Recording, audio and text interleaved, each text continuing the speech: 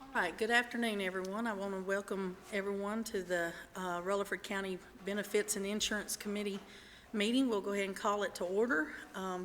First item on the agenda is going to be approval of the August 25th, 2016 minutes. I have a motion. Oh, and before we get this, Ms. Boney, we'll have to do this contingent on Mayor Burgess's signature as chairman on these. So I have a motion by Ms. Boney. Do I have a second? And a second by Ms. Barnes. Any questions? All right, all those in favor, say aye. Any opposed? All righty, moving right along. The next item on the agenda is going to be the financials, so we'll call on Ms. Melissa Street to go over those for us. Okay, so we'll start with Fund 264. And I want to remind the committee before we begin that we will not meet in October because of it being the annual enrollment period. So our next meeting will be in November. Ms. Dodd will send out a notice regarding that meeting. And in that meeting, I hope to have revised reporting to you for your review and further information. The goal of the revision of the package will be to be inclusive of information that you can't find within the current reporting package and to better prepare us for the upcoming renewal process throughout the year. So hopefully you will enjoy what we've been working on putting together. And if you have any suggestions of things that you absolutely would love to see, please send me an email. I'll be happy to look to see if we can include that in the information we share as well. So in the month of August, our self-funded claims for a per employee per month basis ended at $1,083 compared to prior year of $1,037 for a year-to-date average of $1,081 compared to prior year of $966. For the month of August, when we consider or include our on-site medical, our per employee per month increases to $1,121 compared to prior year of $1,094 for a year-to-date average of $1,012. Now, as you all know, we had a very difficult renewal for 2016 because of the eligibility changes to spouses. What we're seeing inside of the plan from a calendar year basis is our expenditures are outpacing our revenues, and you will see that more clearly in the next reporting package. What this particular report does for you is it gives you the actual claims that are being processed through Cigna and our actual on-site medical. The updated reporting, and I've provided you with claims versus premiums in the past, but on a monthly basis it will also show you expenditures versus revenues. So what you'll see in November is that our expenditures have outpaced our revenues pretty significantly during 2016. Why is that? Well, we had a spouse eligibility change, and you will see that flooding of the plan occurred. Our claims were up in January, February. Over the first half of the year, there's approximately 4 of those months which our claims exceeded our claims often significantly from same time prior year, and our revenues were down because of participation on the plan. That's not uncommon when you make a change like what we made. It typically will occur where people will flood the plan at the end of the year, and there's a lag in those claims filings into Cigna. And so you'll see a higher utilization at the end of the year, which floods claims at the front of the year. The other thing, too, is that people who are on the HRA plan, as an example, may be saving those dollars contributed by the county for, in case a family member needs them, right? But whenever there's fewer participants to consider inside of your plan, then you say, hey, maybe I can go ahead and get this service done for myself because I no longer have XYZ to consider. So there's probably a culmination of many things that has caused this to arise, but I wanted to prepare you for what you would see whenever the new reporting comes out. And like I said, we've provided you with that claims versus premiums in the past. It would have showed it as well. We just recently provided that report to Budget Committee, and I wanted to go ahead and make you aware of it as well. So within Fund 266, ending in the month of August, the year-to-date average is $77,449 compared to prior year of $131,193.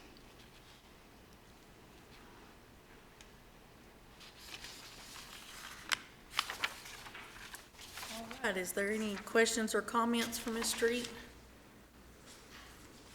All righty, thank you very much. The next item on the agenda is going to be our OJI report, and we'll call on Mr. Dan Good to come up and give us his report.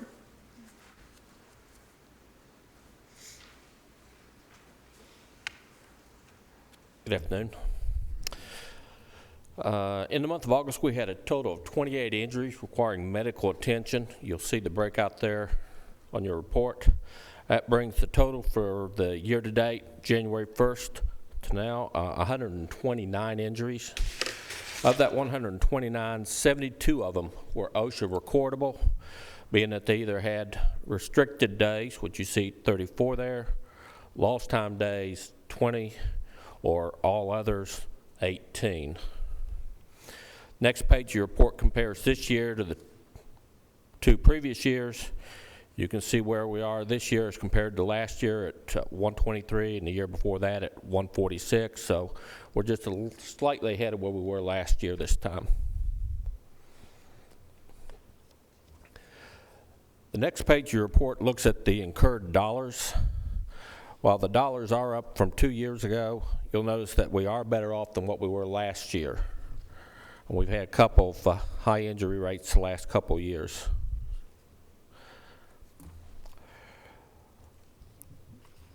For the month of August, the total incurred dollars were $43,400.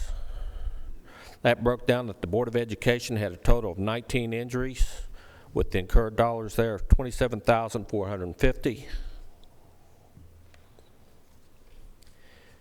County General had 8, with total incurred dollars of $15,300.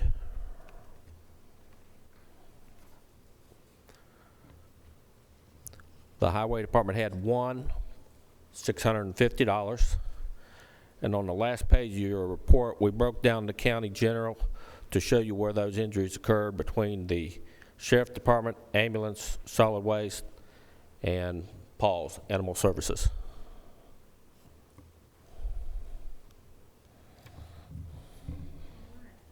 Are there any questions? All righty, well, we'll move on to the next item. Thank you. All right, the next item is the wellness update, and we'll call on Ms. Kelly Perrin to give us her report. Hi, how are you guys? I'd like to report for August wellness numbers. I'm sorry, I've got a typo on that first line. Our new hire orientations at the Board of Ed Education at Central Office, we saw 110 people there. Those dates are actually 8/15 and 8/29. I apologize for that. Our Wellness on Wheels campaign, we have moved that program to see all the county general departments and Board of Ed schools before the deadline date, the biometrics and health assessment. So we went to 23 schools in August and saw 306 people. About the biometrics and health assessment, just as an update, I ran a report from Cigna today that have information throughout September 13th. And we are showing 43% completion, 24% partial completion, and 33% no action. So we do know that we've had a lot of intake at the clinic and online the last couple weeks, so definitely expect those numbers to raise up over the next couple weeks. We have 8 days left before the deadline date, September 30th, and just moving forward through that. Anybody have any questions about that? Revisit, Ms. Perrin, what we've been doing to help educate employees and get them prepared for the deadline. I think that's important information to share.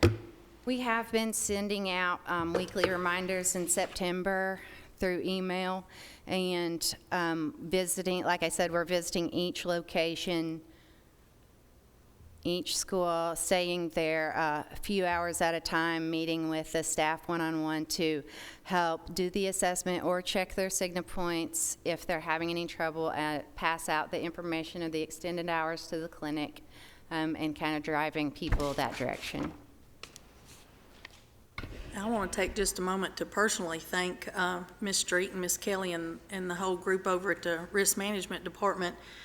They did come out to the highway department, and that's like at 6:00 a.m. We appreciate her coming out when she did, and all the hard work and all the emails that are coming out. So really and truly, we've been swamped since at least July, if not before, with emails. So we hope everybody has had at some point in time a chance to get out there and do your screening and do your questions, because we are coming down to the wire on it, and it has been shared everywhere that they think possible, and I have seen possible too. So thank y'all very much for doing that.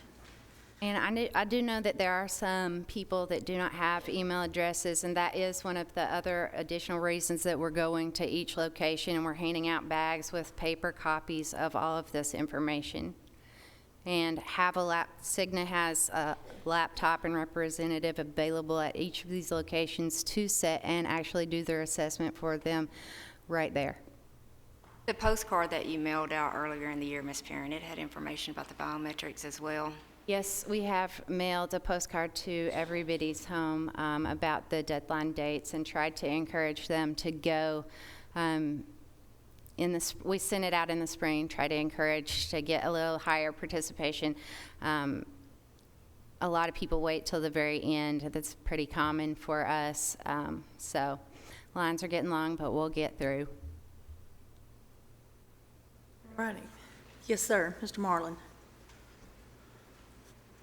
Remind me, last year, how many didn't make the deadline? Is that, y'all have that percentage? 9%. So 9% last year.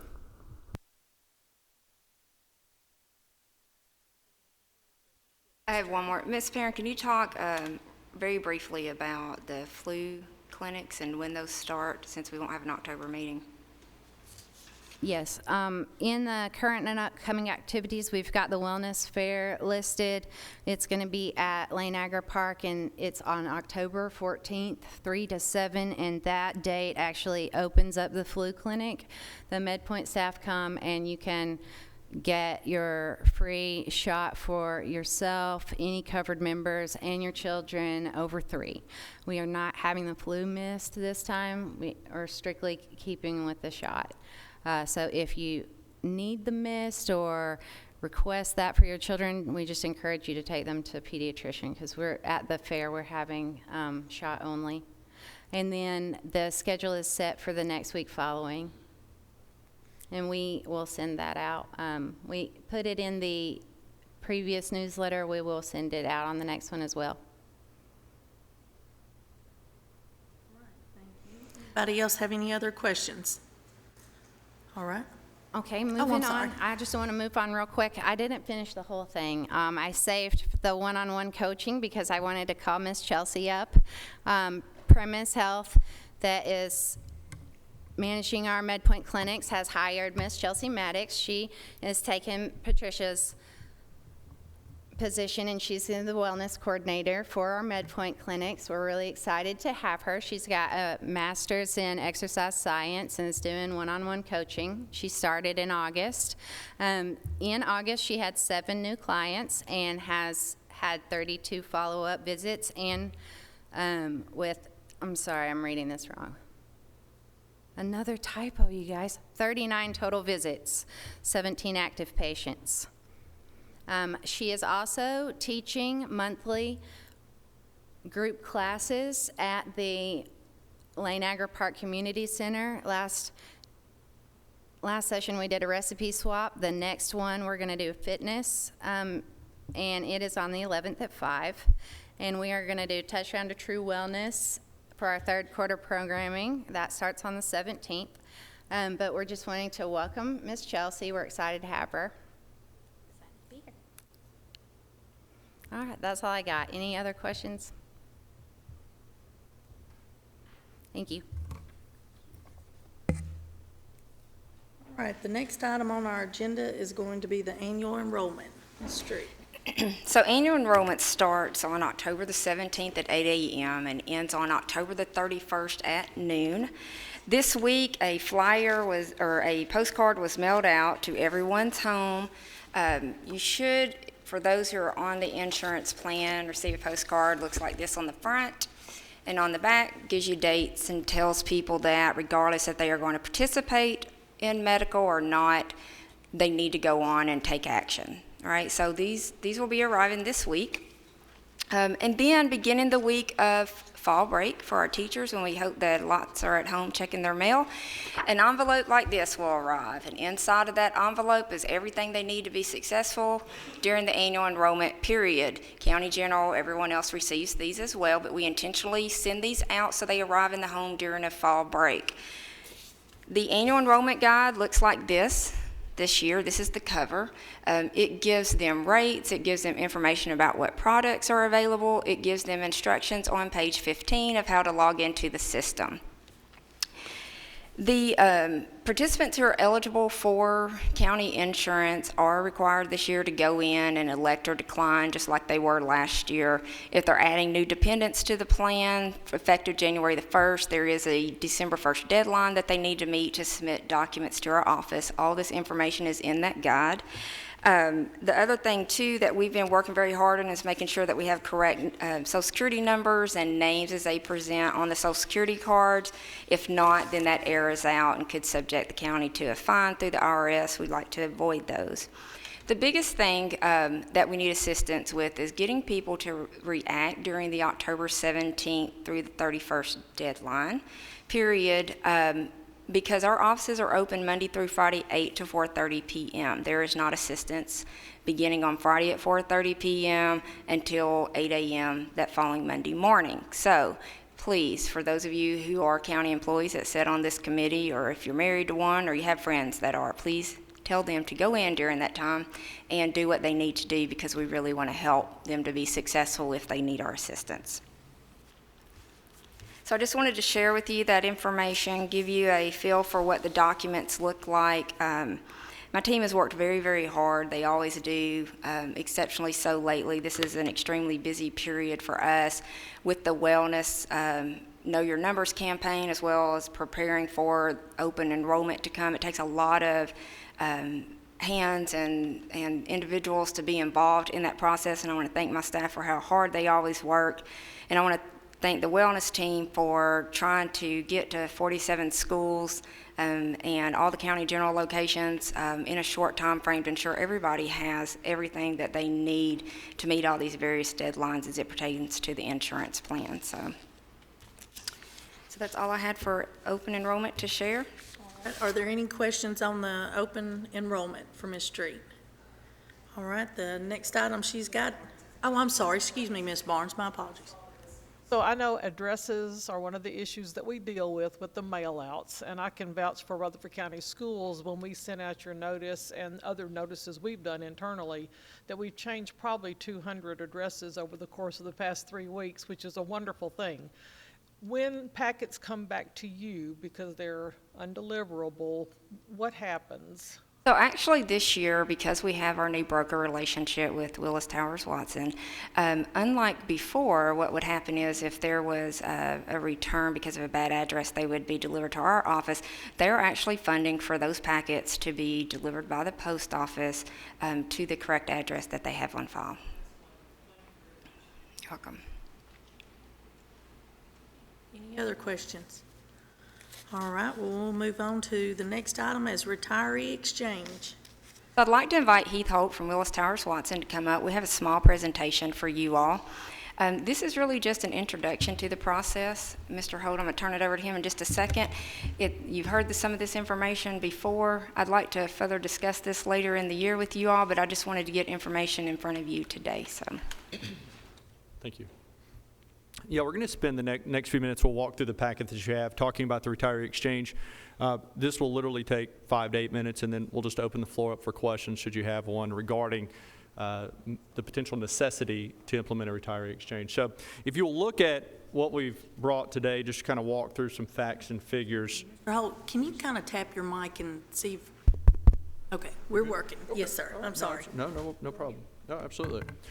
If you'll look at the packet that we've brought along today, you'll see, as we talk about the retiree exchange, if you flip to the first page, and they're labeled page 2, but the first page in the packet, walking through some statistics. And one of the things you'll notice, and it'll really be the theme as we talk about this today, is the increasing trend for employers to utilize a private exchange with regard to Medicare eligible employees.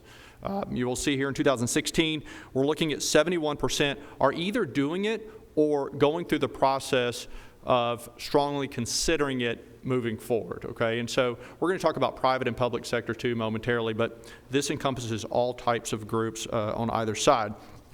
If we move forward here, you'll see some of the driving forces behind this, and I think many of you probably know that on page 3 when you look at this graph, and without reading all of this, you will see that there are a couple main things that seem to pop up every time when we talk about this. Increased cost on the group health plans are one of the factors contributing to the potential move to a retiree exchange. And the number 2, and probably equally important, is the ability to create more option and typically a better price point for the retiree. So it truly becomes the proverbial win-win for both the retiree and the employer when considering this as an option. There are many options out there from a Medicare standpoint, and a retiree exchange opens the door and kind of gives you a look inside of that, those options, as opposed to just maybe 1 or 2 options you might have to an employer. That is what's driving many of the employers out there to move in this direction when we look at that. If you move to the next page, you'll see again, and some of this reiterates, but just keep in mind that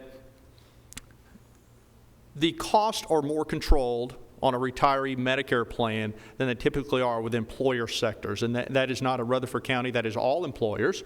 It's difficult to control some of the cost when we're looking at trend numbers and medical cost going up exponentially on an annual basis. When you have a pool of over 40 million that you have on the Medicare side, it allows for greater risk control, which provides a more stable environment for the retiree. And when our team and Ms. Street have spoken in the past, as we're looking at future cost control and innovative ways to help control the cost for Rutherford County, this is one of the things that's come up, and that's one of the main reasons for that.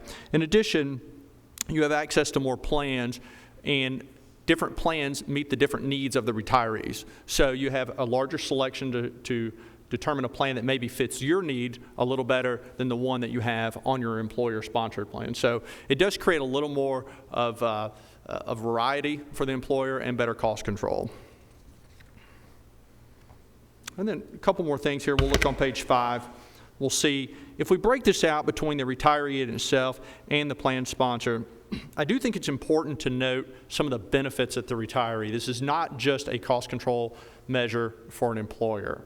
So when we look at this, we have to take all facets into consideration. And some of that would be the retiree. And on that, you'll see here the choice that they have.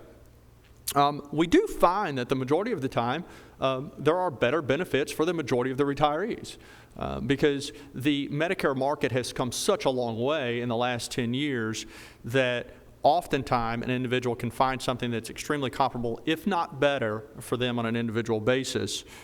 You will see the savings here from a cost control standpoint. And then just the exchange process itself creates a peace of mind. It's a very in-depth process. I will tell you that any exchange that you look at typically spends about 45 minutes to an hour on one-on-one enrollments with every retiree, and it's available for the life of that person. They can call and they'll have a counselor or guidance person to help them through that. In addition, on the plan sponsor, in this case Rutherford County, you would see a reduction of administrative burdens, allowing to focus more on the group plan and some of the other initiatives, and at the same time reducing overall cost of the plan in and of itself.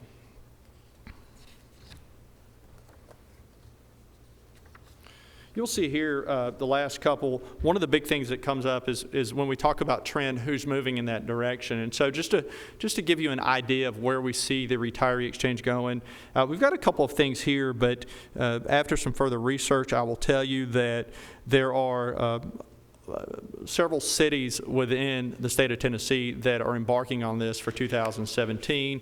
To give you some large ones that just recently went on outside the state, I will tell you the state of Ohio has gone in this direction, the state of Rhode Island has gone in this direction, city of Phoenix has gone in this direction. And I say the cities and the states because, as you all know, that within the cities and the states often falls school systems and all the other things that come with that. So when we say that, keep in mind it does encompass a very similar situation such as Rutherford County when we're talking school systems and all the various entities within that. Well, I will tell you that currently there are 12 major counties. These would be counties comparable to Rutherford County and larger that are implementing the private exchange. There are 19 cities that are size of Rutherford or size of Murfreesboro and larger that are implementing this. And in our backdoor TVA, not necessarily the same, but to give you an idea of a large employer, they're implementing the private exchange as well for the retirees 65 and up. So just keep in mind, it's not brand new. Other people are doing this and they're seeing success in it. So.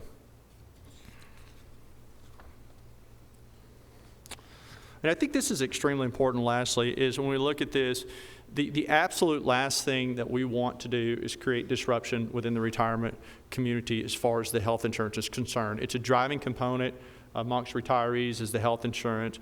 It can be a very scary component, quite frankly. And so when we look at this, one of the first things that we take into consideration is what would be the disruption should we go down this route. I will tell you that the exchange for the retirees is one of the most seamless situations that you can embark upon. You will find that it is a constant process. As I mentioned earlier, when we looked and did our research, the average length of enrollment per retiree is 45 minutes to an hour. So that's an hour on the phone. That's an hour on the phone with the family. That's an hour on the phone with the retiree itself, walking through all the costs, identifying and mapping out a plan that meets or exceeds what you currently have in place through your employer. Those counselors are available through the life of the plan as well to help with any questions, open enrollment in the following years, or anything that might come up throughout that time. So it is a very laborious process for the exchange, but a very comforting process for the retirees as we've gone out and conducted surveys and talked to those around the country that are doing this. So I think it's going nicely. It benefits the retiree, and in addition, we do feel like it would provide long-term cost savings to Rutherford County as you're trying to mitigate increasing costs throughout the year. So why is this important to us? One, we know that we had, and correct me, Mr. Holt, if I'm incorrect, but an exchange can be for both pre-65. I know this is heavily focused on the Medicare population, but it can be pre-65 or post-65. Is that correct? That is correct. And so we know that our pre-65 population, their claims experience grows exponentially every year. And because of that, we were forced to blend their rates in with the actives. And that pushed a total of $2.5 million into the active rates so that we could help control and keep their rates at a level that they felt they could afford. Even today, Ms. Dodd can tell you that we often hear from people who are considering retirement that they can't afford even the current retiree rates, and those rates are going to continue to grow because the utilization within the plan stays high. Our net OPEB as of the end of fiscal year 2015 was over $83 million. OPEB, other post-employment benefits, which is the retirement plan and projected future liabilities. It grows rapidly year over year, and we have to do something to make sure that our active employees, when they do their tenure with Rutherford County and they retire, that we have a plan in place and funding available for those claims, just as we do today for current retirees, and that we continue to monitor and watch those liabilities. So that's what I do within my role, is looking at not just what are we doing next year, but what's going on 10 to 20 years from now. Mr. Holt and his team will assist in that process, and we will bring you more information back in November that actually speaks directly to our experience inside of Rutherford County utilizing our claims and dollars spent, and will demonstrate to you the value of an exchange proposition. We originated with what is called the Freedom Choice Plan after the last time that we brought the exchange information to you all. And we were able to demonstrate using actual claims experience on our retiree population where most people could receive a like or better benefit at a much reduced premium. And the data that was provided to you then showed that we could even fully fund their premium, and Rutherford County would have reduced cost over what we currently experience today. So we're going to bring you back that information up to date with current claims experience, and we'll continue this conversation in November, so that by the time that renewals come around in the early months of next year, we'll be better prepared for discussions on what are we going to do within our active population as well as our retiree population. Question. Yes. Mr. Holt or Mr. Holtz? No, Holt. Holt, Yeah. okay. I was wondering about the supplemental. Is there going to be anything to help out these retired people that hit 65 and become eligible for Medicare as far as their supplemental? That's 20% once you hit there. Of course, you know that you got to go out there and look for a supplemental plan. Right, right. That's right. It's a great question. So what the exchange does is the exchange shops everything for you. So if someone comes to the exchange and calls in or receives a call on the exchange, then I agree with you. So if you've got the A and now you're looking at the B and you want a D, or do you get an F plan over here to bring in all the plans together? That's what the exchange does. I think it's a fabulous question. I appreciate that, because it will open up what you need, and that's where we find people gravitating towards it, because that is the missing link right now. Is every time you turn on the TV, there's a commercial for someone offering some type of a new supplemental plan. Well, the exchange determines where you're located. Clearly, in this case, everyone's within a certain mile radius of the zip code, but it looks at what's available, how the networks operate, and then it walks through the cost of all the different supplemental plans and which might be the best fit for that employee. So that's a great question. Thank you. Yeah. So supplemental, I would like to just elaborate on that a little bit. Supplementals today aren't as important for our retirees because they're offered a pharmacy plan, and Part D is normally where most people need that supplemental because that's where the costs are. But that is going to become a growing issue for our population as the language was modified several years ago to not include pharmacy at age 65. So the needs of our population as they are today will change over the next 10 years as well, and what type of plans that they're going to need and coverage available. And I agree with that, absolutely. And I would go a step further, that I know we've discussed internally the GASB responsibility that you currently carry as a county, and this can lower that liability on the books by lowering that reserve amount, because now we're going to an outside market to find plans for those retirees. So that's something to think about as well from a cost-saving standpoint. So. Anything else? Questions? All righty. Thank you, sir, for your presentation. Thank you. All right, Ms. Street, do you have anything else this afternoon? Nope, I was asked how long it would last. I projected 30 minutes. We're at 32, so I was pretty close, but that's all that we have today. Okay, before we adjourn, just a reminder, we will not have an October meeting, and open enrollment, one more time, is October the 17th through the 31st at noon. All right, and the next meeting is going to be on November the 17th. So thank you for your attention today, and we will see you in November.